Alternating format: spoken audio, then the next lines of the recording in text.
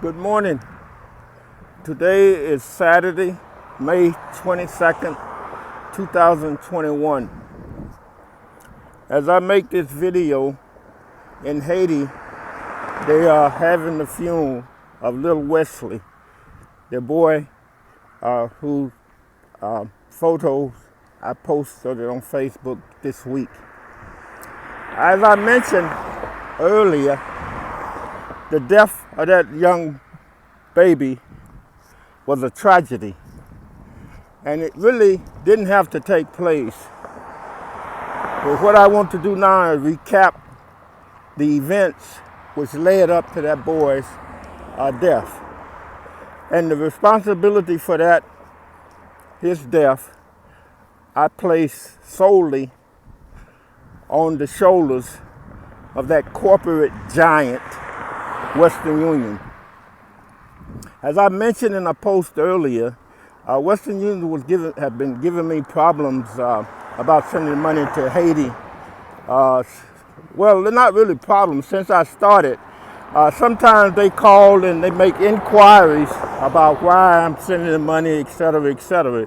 They usually do a 5 or 10 minute interview, and once I answered the questions, everything is okay and they let the money go through. This has been happening over the years. But a few weeks ago, I got the notice again that they wanted to interview me, and I was telling them exactly where the money was. And the young man that I talked to, he seems to have a problem with my credibility, I guess you could say. He asked a lot of questions, and I tried to my ability to answer him. For example, he asked how much money you send, how much money you make, why are you sending this money there, and these type of questions. And I answered them all. And then he asked this question. He said, well, you only make this much money a month. How is it that you send this much? You know, you send over half of what you make to Haiti. And I told him, well, it's not only me. I have my friends and relatives who sending money there also. Then he asked me the name of the friends and relatives who was who helped me send money to Haiti. And I told him that I couldn't provide that information without their permission. And he said, well, he's going to need more than that. He wants the ID, a copy of the ID and the name of the people who send money to Haiti. And I said, that's out of the question. I asked him like this. I said, look, where's your ancestors from? And he said, Ireland. I said, well, I want you to think of this. What if they have another potato famine in Ireland, and you and your relatives decide to send money to Ireland, and you are the one who collect the money to send to Ireland for relief from the potato family, like they had in the 1870s. And if you try to send money there, and then Western Union asks you for the name of your relatives and friends that gave you money to send to Haiti, and ask for a copy of your friends and relatives' ID, would you give it to them? And of course, I give him credit for this. He did not lie and say he would. He just, the phone went silent. And then he told me what they will have to do. He said they will block all my transactions to Haiti, and also they will ban me from ever sending money on Western Union for life. The next thing I did was I asked to speak to a supervisor. And he told me, he said, well, I can answer all your questions, so you really don't need to speak to a supervisor. And I said, no, I would like to speak to a supervisor. He said, well, really, there's really no need. And I asked him point blank, are you refusing to let me speak to a supervisor? And then he said, okay, I will transfer you. And I asked him I said, would you stay on the phone until I'm actually speaking to your supervisor before you disconnect? And he said, okay. So he transferred me to a supervisor, and the supervisor said, well, you know, this is out of my control, and I will send you to customer service. And I told the young lady who I was speaking to, who was the supervisor, I said, look, I know how this works.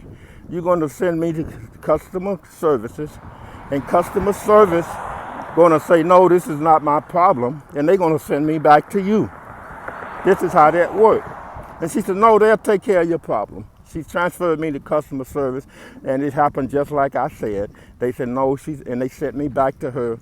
And of course, I got a different person this time, and this person I got this time said, you know, nothing he could do. And then again, I asked to speak to a supervisor, and he went through the same routine the other guy. You don't really need to speak to a supervisor. I can handle your problem. No need, blah, blah, blah, blah. And then I said, I want to speak to your supervisor.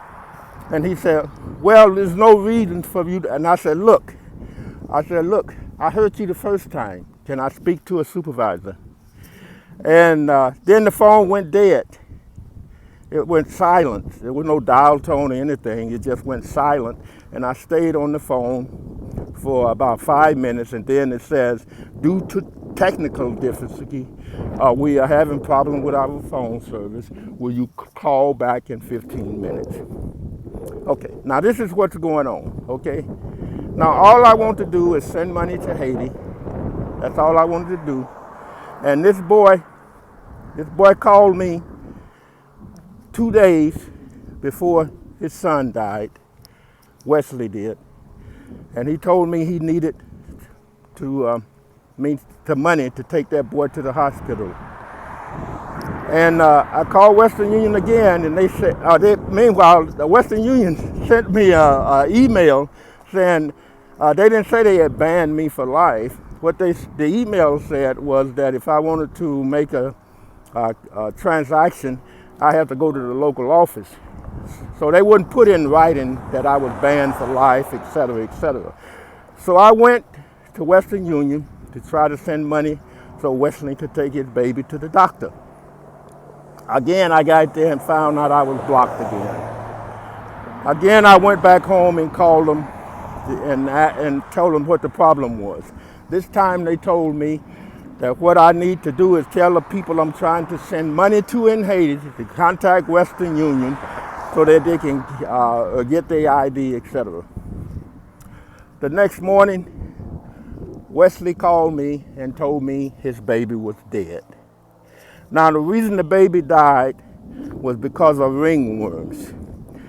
They have that common in Haiti, but when the child gets ringworms in Haiti, being that they malnutrition in the first place, their body is not strong enough to fight it off, and it spread to their body, and in worst case scenario, they die.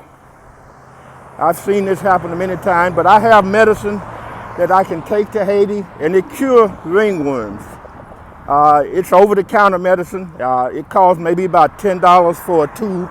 When I go to Haiti, I load up on it and take it. I give it to the people in my mission, and I tell them, I show them how to recognize the symptoms of ringworms, and I say, give it to people. Unfortunately, I haven't been there for a year and a half, so they don't have the medicine anymore. But they have it in Haiti.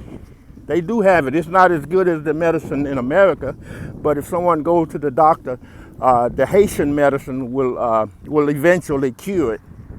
But because of the boy did not have no money, he could not go to Haiti, and the baby died. Now, there's no way to put this mildly, but this is what happened when you put power in the hand of people who are corrupt. It happens throughout society, not only the police department. You know, you have good and bad policemen, but when I used to work for the IRS, there were some people within the IRS, they get intoxicated with the power they have, because you do have a lot of power as an IRS agent. You can, put penalties on people, assess people. The decision is yours, and you don't really have that much oversight, and no one question your decisions. And some people in the IRS, when I was working there, they took this stuff to another level. If they didn't like someone, if they was racist or something like that, they could do this. Now, I don't know why this guy at Western Union gave me all these problems about sending money to Haiti, but evidently he didn't believe me. He asked questions like, "You mean you sending your own money to Haiti?" He said, asked me questions like, "Is any of them, are they related to you? How do you know them?"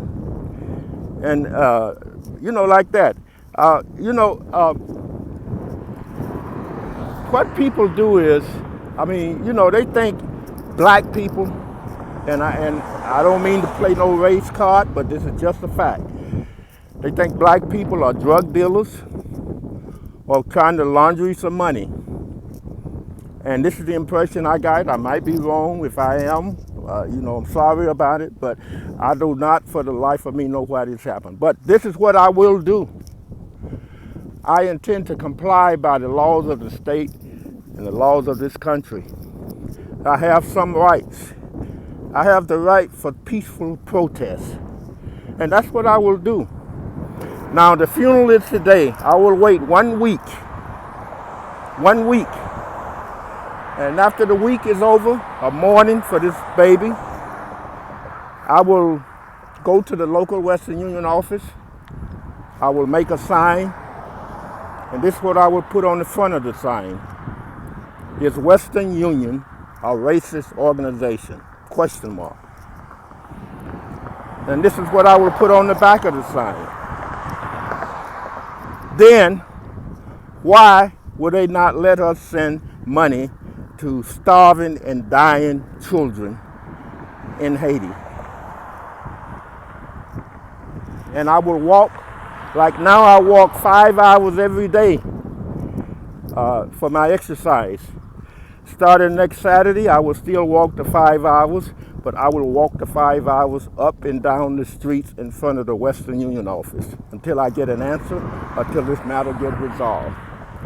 Now, this is what will happen. I'm sure they're going to call the police on me, but I am not breaking any law. If they say I'm breaking a law, I will ask what the law is, and I will try to comply with it, if I can. Okay?